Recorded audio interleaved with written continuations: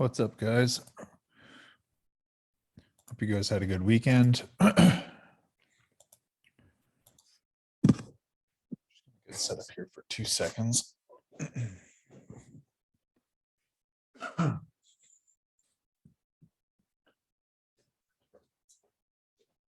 right. So going to have a little bit of issues today. Unfortunately, I think most of you guys know we're in our hometown visiting family, and I'm just limited in what I can do in terms of hosting this webinar properly, just based on the fact that I'm only able to use my my MacBook as opposed to using an ultra wide and being able to have a few different things on the screen at one time. So what I've gone ahead and done is pre-recorded the trade recap as well as the case study building session, and it's underway right now of getting uploaded to YouTube. It should be, I'm hoping, rendered in the next 45 minutes or so.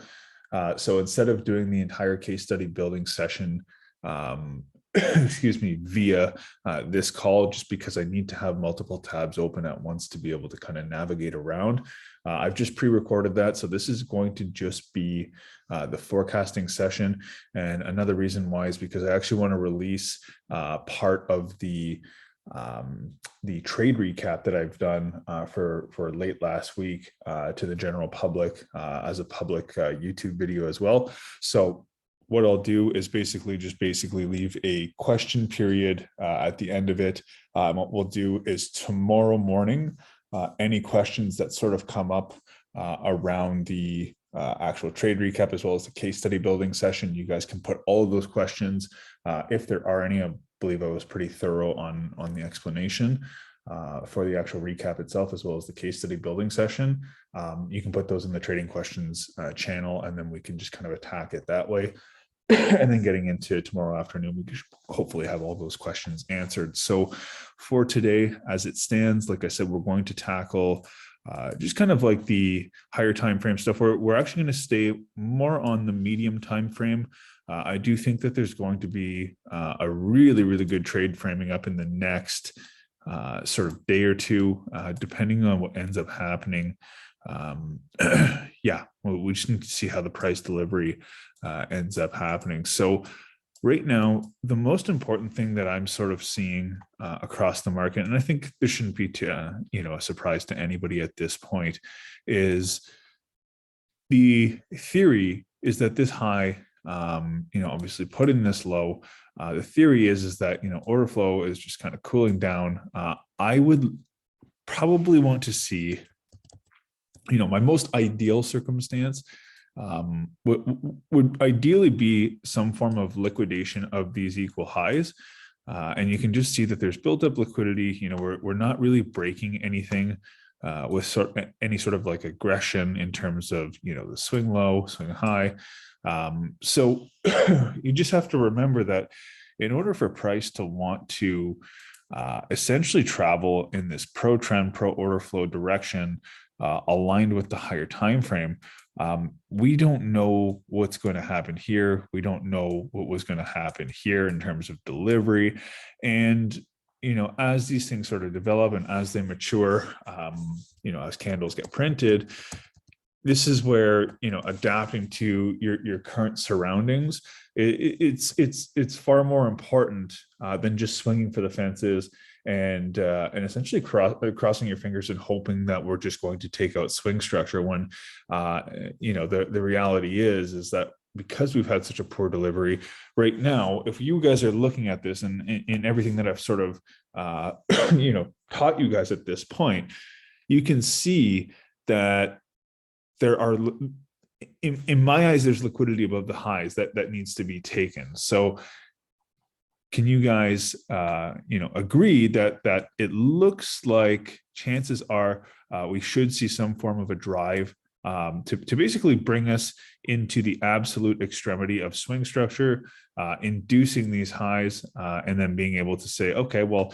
if we essentially liquidate these highs, where our order is going to be sitting if and when we actually take out those highs. As soon as those highs get liquidated, where's the market going to want to navigate to?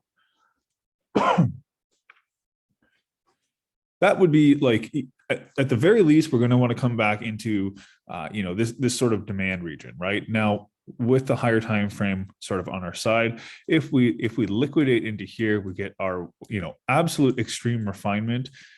This is something that I would say, our flow chart models are very, very conservative. Can you just play them exactly how they need to sort of be played to be able to, wait to get yourself into pro trend, pro order flow? Absolutely. The one thing I do want to mention here is that when we get into an absolute extreme refinement of swing structure, don't be scared to be a little bit more aggressive.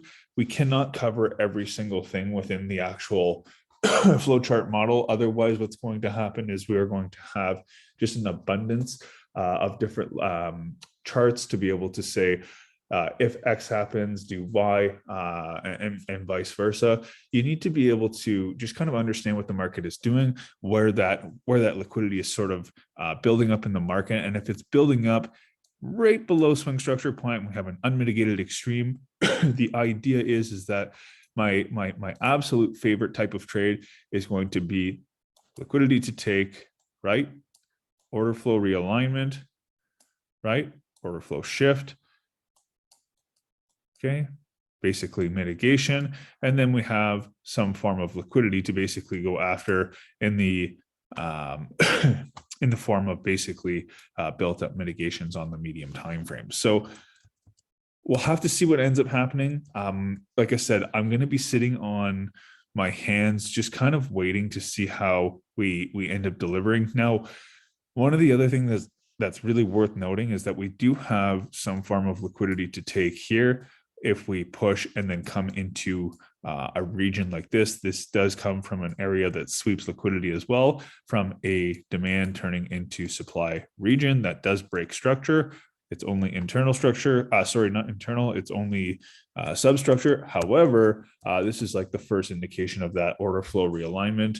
And we're just looking for the stars to basically realign if and when we tap into this POI. So do not discredit this area, even though we do have equal highs more often than not. Once we do tap into a level like this, obviously, if we pulled back something like this and then tapped in, this is usually going to be enough liquidity to take from the market to give you a very good reaction. And you can take a good bit of your profits, maybe 50% of the profits off at the week low right here.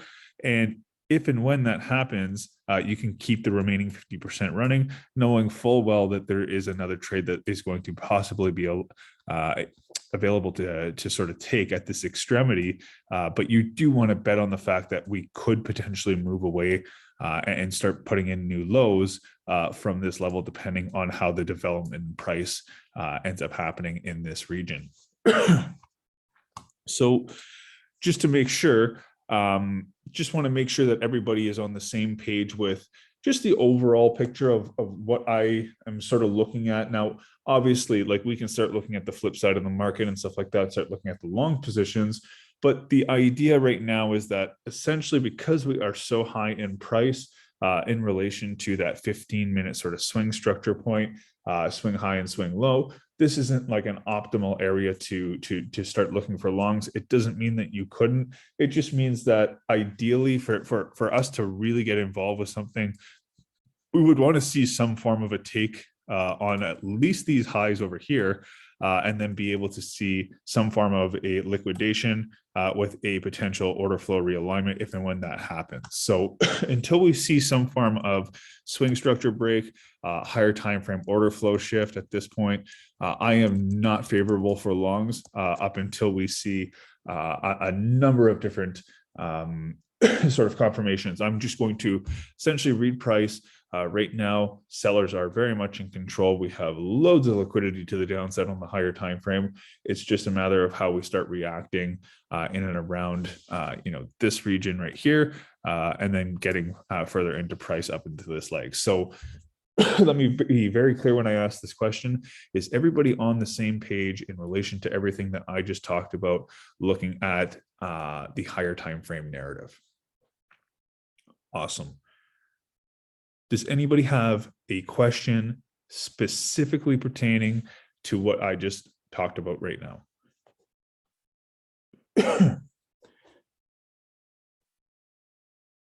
Cool. Okay.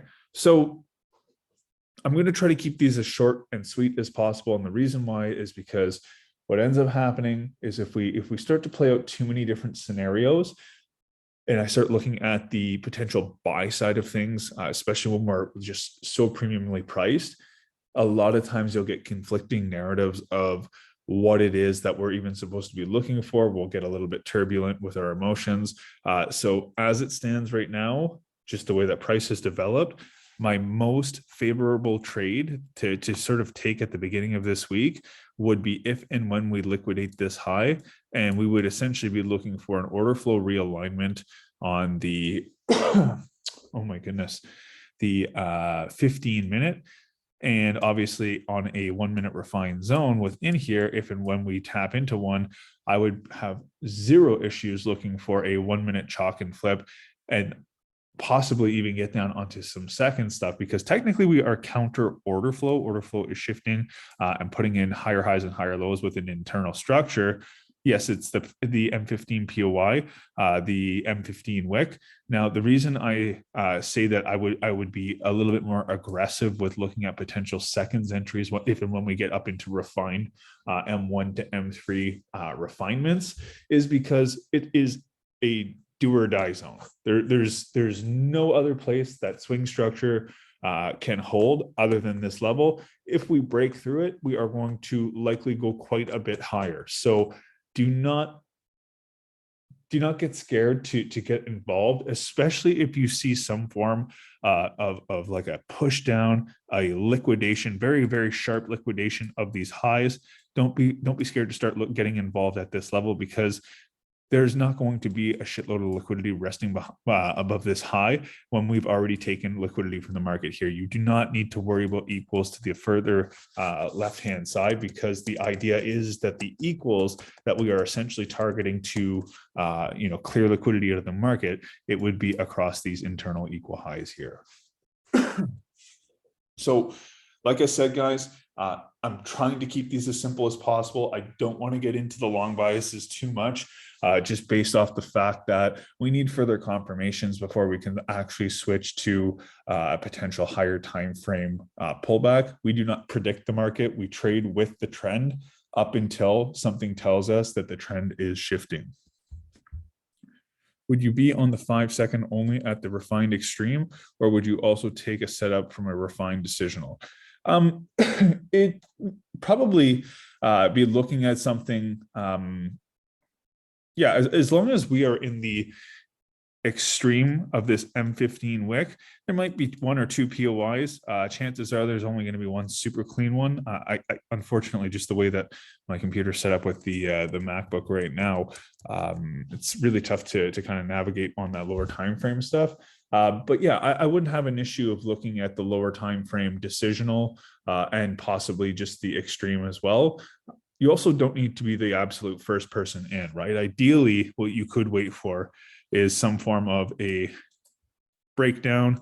And once we sweep, right, if and when that happens, typically, because we've already taken so much from the market, you would only usually get involved in the flip here, even if the flip doesn't take liquidity. And the reason we can do that is because ideally what happens when this stuff ends up correlating is that because we've already taken so much from this side of the market just wants to keep going in this direction because the new liquidity rests below these lows. So to answer your question in short, I would probably play both my decisional as well as my extreme refinement within that M15 wick without any hesitation, knowing that we should get some sort of a tradable reaction off either of them. And I'm not scared to take a loss to get in at the absolute premium price of the actual leg.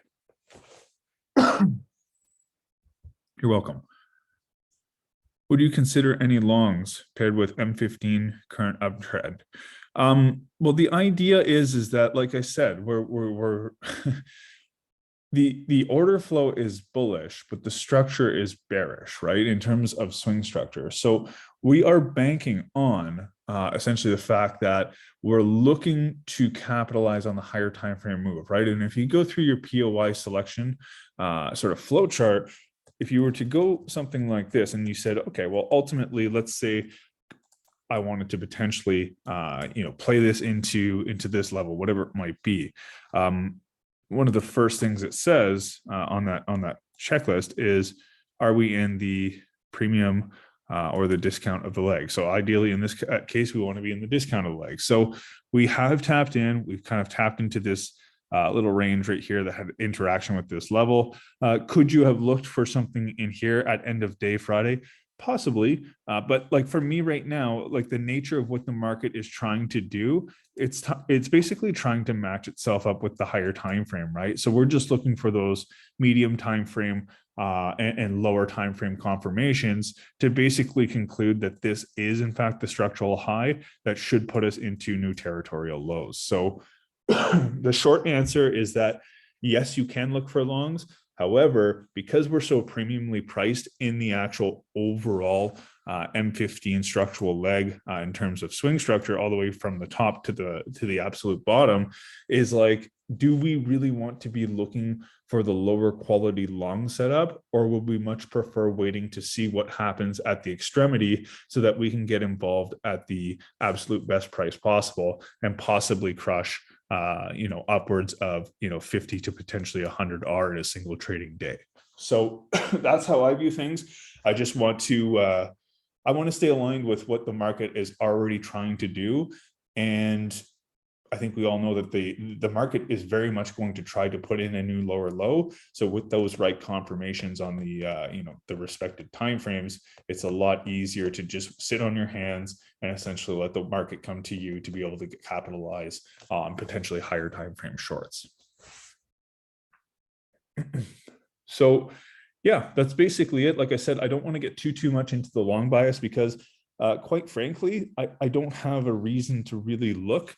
If this wasn't printed right here, and let's say we were sitting and we had just broken this structural level, and I said, you know what, I'm going to look for something in this region, this may have been a different story to start looking for longs against these equal highs. However, obviously that's just not the case. So I'm not going to be chasing this up in price. I'd much rather just let the market come to me, let the medium time frame sort of realign with the actual intention of the 4 hour as well as the daily.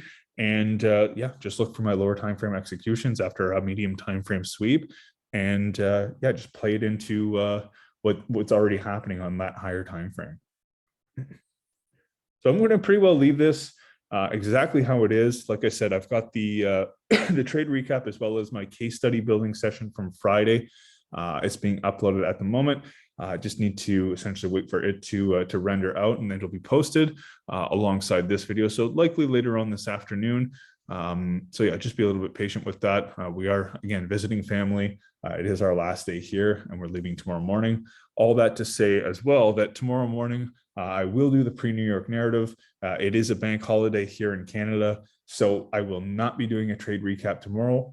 One of the reasons why is I won't be trading based on the fact that there is a bank holiday and it is a travel day for us. We are going to be driving 6 hours to head back to Ottawa tomorrow morning and getting into tomorrow afternoon. So we will basically get back to our regular scheduled programming starting on Tuesday.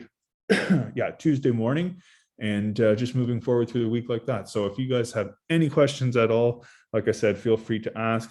We're going to get back on track with getting all these questions answered. Haven't seen family in a few months now, so yeah, I've just been trying to catch up on some family time. So hopefully everybody understands, and hopefully you guys have a great weekend, a good rest of your day on Sunday, and we'll catch you guys tomorrow morning for the pre-New York narrative. And we'll see you guys this week. Thanks, guys. Have a good one.